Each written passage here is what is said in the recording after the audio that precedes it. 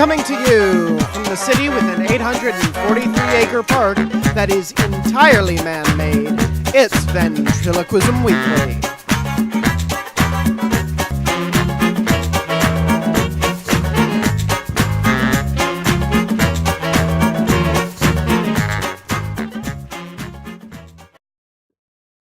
Mondays are always fun when I get to be with you here, so welcome again to Ventriloquism Weekly. I'm Matt Bailey, and this is our 28th episode. 28 episodes. And it has been 26 episodes since this returning guest graced the program as our first ever interview back in July of last year. Vinnie Ewart is back with some exciting details about his newest venture. The Long Island Funny Man is here to tell us about his show at the Bayway Arts Center in East Islip, New York, which is a benefit for the Wounded Warrior Project. I want to get right to it because he has lots of great info about the show, and I actually can't wait to have you guys listen to our first ever guest's return. It was really, really cool thing to get to do here, to have him back and to talk to him about such a noble cause. Here now, our interview with Vinnie Ewart. Vinnie Ewart, welcome back to Ventriloquism Weekly. You were our first ever guest. Welcome back. So happy to have you. Thanks, Matt. Good to be back on your show. It's very exciting. Oh, well, it's so exciting to have you. I've been looking forward to doing this for quite a long time, and things have been happening for you, very exciting things. Could you tell us what's going on in your life and in your world right now? Yeah, actually, I've done theater shows before, but this is the first time I've actually taken the plunge and actually rented out my first theater for my own real production, with a real production crew to get a real DVD out, hopefully to market by like Memorial Day or just afterwards. And at the same time, we're going to do the show to help benefit a cause I believe in, the Wounded Warrior Project. I was in the Marines for 4 years, and you see the commercials on TV, but unless you really get a chance to meet some of these guys, you don't sometimes get the real feel for what they go through, and then with the people who are doing it with Wounded Warriors, what their jobs actually entail and what they really do to benefit these guys. That's great. Why now? Why do something? Why do the project now? What aligned in order to have that happen? Well, to be honest with you, I said to myself, you're not getting any younger. I said, so why don't we just take a plunge and see what we can come up with? And I've been doing all the promotions myself. I'm doing the directing myself. I'm doing pretty much every piece of it. But now I know why they hire people to do this, because it really takes a lot of time and a lot of effort to deal with everything from ticket sales to setting up. Even when you're going to benefit another organization, the setting it up from that is more involved than just doing it and saying, "Oh, I want to give money to this person." Okay, great, but sometimes you got to go through a little more than just that. You have to look through the people to talk to and everything else. But then, like I said, now you worry about packing the place and getting your tickets sold to that, and with the DVD getting made for me, and which is really an exciting part. I'm having some friends help me, which is good. It's keeping my expenses down for the most part. I designed T-shirts for the show. It took me days and days to do that, but it should be pretty exciting when it's all said and done, because I know how I want it to look, and unless it looks the way I want it, it's not, the show's not going to go the way, it's not going to be as perfect as I hope it will be. So now, why make it a variety show? Why bring some of the other acts, and I'll ask you to talk about them in just a second. Why make it a variety show and not just do this at a club where you can just do it yourself? What do you mean, in like the comedy club itself? Right. Well, you know what it is? The comedy clubs, they seat anywhere between, 150 to 200 people. The theater I got holds about 365. And so it's bigger. It's this freestanding theater. It's great. It's right on Long Island. It's not too far from where I'm from. It's easy to get to and from. I had to try to make it as easy as I could for people, so it makes the decision a lot simpler on whether or not to go. Especially like with the online, tickets and stuff. That makes it easy, so I don't have to hold hundreds of tickets in my possession and have people track me down to get them. They can just click their exact seat they want. When they check out, they print them up from home, and then they just come like a real professional show. I'm not at the level of some of the people who have, awesome tours and stuff Mhm. like that yet, but hopefully this will be step one. Hopefully, hopefully, it'll not only will it be great for Wounded Warrior Project, but it will be great for you and your career as well. So, who are some of the other acts that are going to be on the show with you? Well, the host of the show is a good friend of mine named Rich Walker. He Yes. was my very first MC on my very first open mic, and then I went to a point where I did a show with Rich, and now it's to the point where he's going to be the host of a show that I'm featured in, which is great. He's a Long Island comedian. He's voted Long Island's funniest comedian 2 years in a row. You know, great guy on and off stage. The other person that I have doing the show with me is a name you're pretty familiar with because I think you've actually interviewed him, Bob Baker. You Yes. spoke to him, right? Yeah. Yes, we And spoke to him.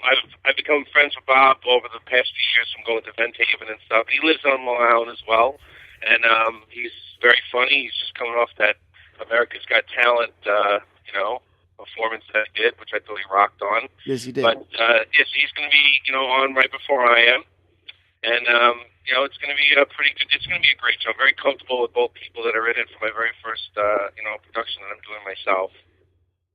That's wonderful. And what's great is you're not going to keep the profits for yourself. You're going to donate them to Wounded Warrior Project, which you touched on a few minutes ago. Could you tell us a bit more about Wounded Warrior Project and their history and why you chose them as your charity? Sure. Well, Wounded Warriors is, deals basically with that, but not just physical injuries. They also deal with, say, emotional injuries that people come back from when they have combat. People don't understand what PTSD is, which is post-traumatic stress disorder. I've never been in combat, thank God, but those who have, you can get, pretty affected by it, even if you haven't been physically injured. So, along with the physical injuries and impairments that you may receive when you're over there, these groups deal with everything from helping you with therapies and rehabilitation, as well as facilities and stuff. They just do so much stuff. If you look them up online under Wounded Warrior Project, there's so much information that I keep you on this show right now for like over 3 hours. I've had to go over everything that they've done for people, especially since the Gulf Wars and all that stuff. And they're just they really are amazing. Their main base is housed out of Florida. They do have a New York office, and they have a toll-free number. I'll give that out whenever you're able to let me know if you want to reach to them directly. But I'll give it to you now. This way, people, if they're listening, they can just call them if they ever want to donate. Either time or financial support. Their number is 877-376-7704. Or you can go to woundedwarriorproject.com and it'll come right up, and you can register events. And if you're going to hold something or volunteer for their events, they have bike runs and marathons and walkathons and things to raise money like along those lines. So there's no bad thing about this cause, and like I said, I really believe in it, and hopefully we'll get a great turnout and give them some more financial support that they need. Things aren't. Absolutely, absolutely. It's my goal, and I hope everybody listening to this program can turn out if you're in the area and you find the time that you could come on to go out there and see Vinnie Ewart do his show. He's hysterical, and I'm talking about him like he's not sitting on the phone with me, but it's true, Vinnie. You are very talented, and I'm thrilled that you're doing this. And you touched No, on thank you. I really appreciate the chance to get the word out about the show and and the cause. I mean, it's just there's nothing bad about the show. Like I said, I like talent that's in it. I like where we're going to go with it, and the venue's perfect. And hopefully now I just got about 18 days from now, from the time of this interview, this is when the show is. So I'm nervous, but excited at the same time. But if you're not nervous, then that's when you don't respect your audience. And Sammy King told me that, and I never forgot that. So it's something I always go by day whenever I get nervous about a show. So. That's great. That's a great way to put it. And so I want to talk a bit, since this is Ventriloquism Weekly and we do talk show business here. I want to get into the nitty gritty of booking the venue and how you came about doing that, because you touched on something, and you said that not having a big tour, big promoters, and and all those sorts of things, but you were still able to go ahead and pull it off. What was it like? How did you come about getting a great performing arts center to host you to do this show? Well, I looked them up online. Pulled up, rentable theaters and stuff like that on Long Island because I wanted to keep it close. And there were a number of options, and I actually did a lot of road work. I went to these theaters, and I'm like, you know what? This one's just not the one for me. This one's not going to look the way I want. This one doesn't have the parking that for the people. It's not easy access. This one costs too much.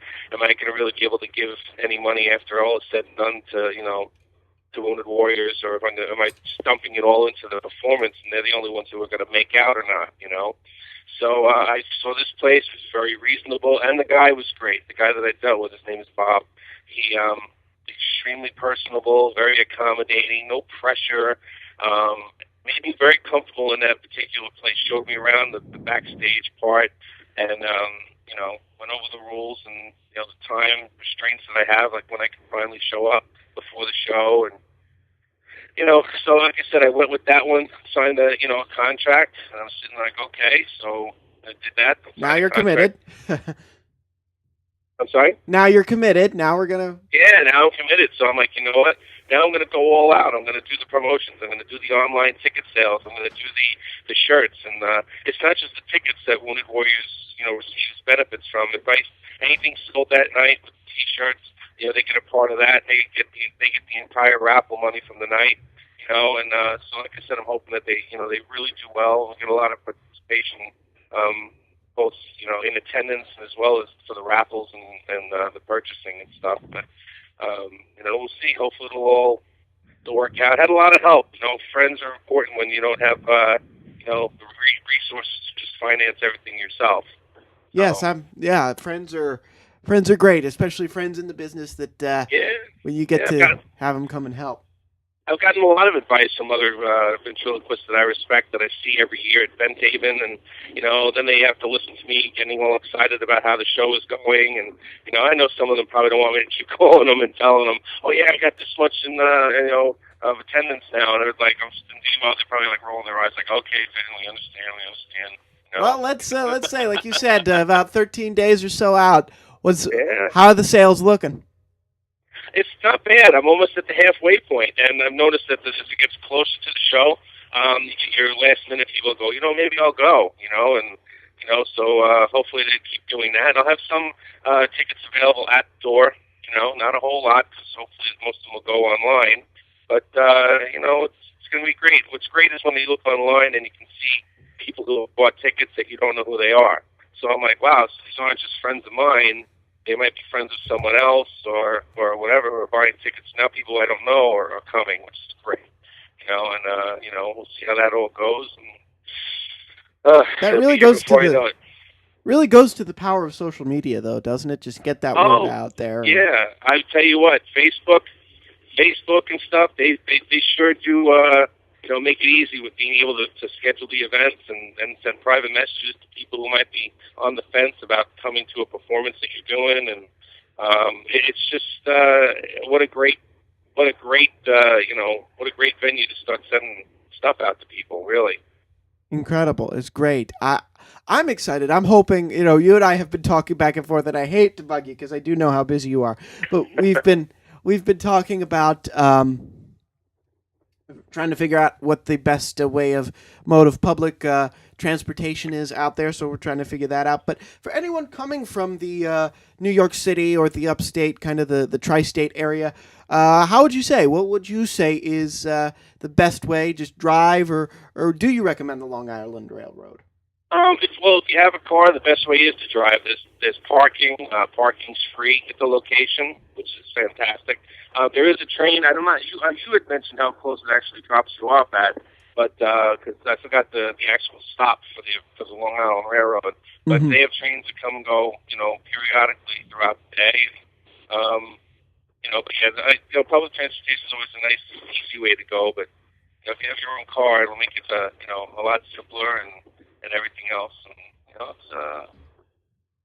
it's That's about all I can tell you about the transportation part of That's it. that's great. Now the point we're just trying to drive at is, like you had said about trying to find it. It's just it really is, if you just look into it a little bit, easily accessible. Oh, it's easily accessible from a major road called Sunrise Highway. It takes I believe it's 46. You make a right, go down to the next exit, make a right. And you're a half a mile down, and you're there. It's a big freestanding theater, the Bayway Arts Center. It's at 265 East Main Street in East Islip. Great place, very spacious, and I can't wait to see everyone as they start walking in, and they get a chance to meet everybody after the show who wants to, hang out and just talk for a few minutes before I have to pack up and they kick me out of there. That is great. That is great. So, other than the show, what's new with Vinny? What are you doing? What other show business ventures have you got? Honestly, between this and just my regular work, this really is really time consuming. So I really haven't had a chance to do anything prior to this. So I have some stuff that's scheduled afterwards, local elk lodges and stuff, and I might hit the comedy clubs again on Long Island. Especially once they get the DVDs out, so I can bring them with me there and try to get some exposure along those lines and just get some of those distributed out there. But Ben Haven's coming up in July. So I'm excited for that again. I got my reservations all set. Yes, yes, and I'll be there. I'll be there doing an interview with Jim Barber and Todd Oliver Awesome. on Wednesday. Both of them are great guys. I like them both. They're great. Yeah, I'm excited. It's that time of year where not quite there yet with everything vent wise, but then it's just the buzz, and then you get into spring and then the summer, and it just kind of explodes, doesn't it? Yeah, I'm telling you. And Mark Waid, with all the stuff that he takes on, always has an incredible convention. Every year he gets more and more people coming, and him and George do such fantastic work with everything. And if you're listening and you're a brand new ventriloquist and you've never gone to one, you can only get better from going. Don't if you're on the fence about going, jump over and come, because even if you're brand new, the people who've been there for 5, 10, 15 years. They're going to treat you like they've known you forever, and you'll only get you won't get criticized. You get constructive help. Absolutely. Anything that they see that you may or may not need to do. So. And the camaraderie that you get while you're there is just wonderful too. Yeah, I told you in the first interview with you, it's like a family reunion every year that I look forward to going to. So it is. It's like you see people, some of the people that are growing up, like Jeffrey Galtz and Maria Alfaro. I mean, when they were little. Yeah. Now they're growing up, like, wow, Jeffrey's voice is changing, but he's still good. Yes, yes, absolutely. So I know you say you want to hit the comedy clubs again. Have you given much thought to what's next after this big project? What's next for Vinny? Let's see. Really, just I'd like to get some more private stuff going on, and then, like I said, the comedy club thing is going to be big. Once I get, if you get noticed out here on Long Island, it's not the biggest place in the world, but everybody talks on Long Island. So if you start to really get known for, being funny and being different, because there's really not a lot of ventriloquists on Long Island. I mean, we had a guy he was fantastic. His name was Vince D'Antona, and unfortunately, Vince passed, not too long ago. And he was really big on Long Island, and I would love to have half the success of what Vince had. But we'll see what happens. Me, Bob Baker, there's a couple that are up here. Pete Michaels from Staten Island. I think you've interviewed Pete as well. So, but you're getting all the good names on here. Absolutely. But yeah, the comedy club I think is going to be the route I'll take here. Maybe 2 or 3 on Long Island. Maybe hit Manhattan again. And there's a couple. There's 1 or 2 near where you're at in Manhattan. I think. You have no excuse not to make it. Definitely, definitely some clubs here. So, well, Vinnie Ewart, incredible. I hope everyone can make it out to your Wounded Warrior Project benefit, those voices inside my head. I am thrilled. I'm hoping, at the time of this interview, I'm still researching it, so I can't say for certain, but I'm hoping I can get out there. It really is a goal of mine that weekend. March 8th, what time? But March 8th at 7:30 is when the show starts on the button, and the doors open at 6:30. And warning: the show does contain nuts. Uh, and yeah, if I can, I just want to give the number one more time for Wounded Warriors. please do. If you want to, correspond with them over the phone, it's 877-376-7704. And like I said, any kind of help that you can give them is always appreciated by them and the people who actually get the help. That's wonderful. Well, I thank you. I thank you for your service. Thank you for your continued service to the city of New York. And I thank you for your service to this art of ventriloquism. Vinnie Ewart, always great talking to you. I can't wait to have you back next Thanks, time. Matt. I really appreciate it. You're the best. Thank you. Thank you again to Vinnie for returning to the program. I encourage you all, if you can, go see his show at the Bayway Arts Center. He's really, really funny. I've seen him several times at the convention and his YouTube videos. And the Bayway Arts Center is, again, in East Islip, New York on Long Island. If I'm saying East Islip wrong, I do apologize. Is it Islip, Islip, Ilip? I'm sorry if I'm butchering it, so to all you New Yorkers and Long Islanders out there, but go see it, Bayway Arts Center. And to learn more about the great organization he's benefiting, visit woundedwarriorproject.org. And if you wish to contact them for more information or to donate, call 877-376-3997. That's to donate your time, your money, and your help. Please, just if you can, call that number or visit woundedwarriorproject.org. And now on to a podcast update. Now, some of you saw this photo, some of you haven't. I know not all of you are over in our Facebook group, but I know this reaches some of you in the other Facebook groups. So come over to our Facebook group if you can. I now own the domain ventriloquismweekly.com. I'm very excited, very happy about that. Never thought I'd be owning a website that this would come so far as to want to do a website. So I'm really excited about this.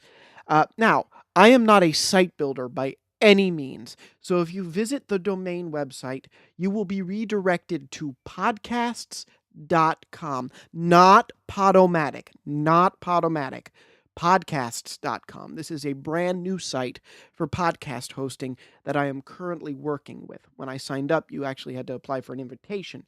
You just had to you get a code. So they're still working on some stuff. And without going into details, the features on podcast.com seem to be more suited for what I would like to do as this continues to grow beyond all of our wildest imaginations. Yours, mine. It's a lot of fun. So podcast.com gets redirected when you visit ventriloquismweekly.com. So after I get the appropriate information and it pans out, Ventriloquism Weekly will have a new home on podcasts.com. But don't stop listening to us on Podomatic, because if you go over to podcast.com, there's nothing there. We're still on Podomatic. We're still on iTunes. The transition, I think, is going to happen. And this is why it's really, really early to be telling you guys about this, but the weeks fly by for me as a college student. The transition, I think, is going to happen after we take about a 3-week break when the semester ends and we start to gear up for the convention in May. When we take our break in May and we come back in June, I think that's when we'll do the switch over, the big official switch over. But as I get the appropriate information I need, we'll start putting some small little treats over there for you to wet your whistle. But the big blowout transition will be on when we come back after our break in May. And keep listening to us on Podomatic.com. Now, next week, another returning guest, Terry Fader, comes on the program to talk about his new DVD, Terry Fader Live in Concert. And I encourage you all to head over to Walmart to buy the DVD or find your nearest Redbox and go rent it immediately. The bulk of our conversation will be about turning his show around, creating those characters, and getting those songs down for the new DVD, because it's full of great, fun new material and songs. It was a pleasure to watch. One of the hardest things I ever had to do since being in New York was to go back to Redbox and return that DVD, but there's no Walmarts here, so I was kind of out of luck for that. So go ahead, take a look at it if you haven't already. If it's coming in the mail, make sure you pop it in the DVD player, your computer, before listening to Ventriloquism Weekly, or listen to us next week, and that'll make you want to go out and buy it even more. But I look forward to speaking with Terry and sharing our conversation about his latest creative ventures with you. So look for that next week, March 3rd. And I will shut up now because that's it for us this week. Find us in all your usual places: Facebook, Podomatic, etc. Signing off for Ventriloquism Weekly, I'm Matt Bailey, reminding all you vents out there to keep talking for two.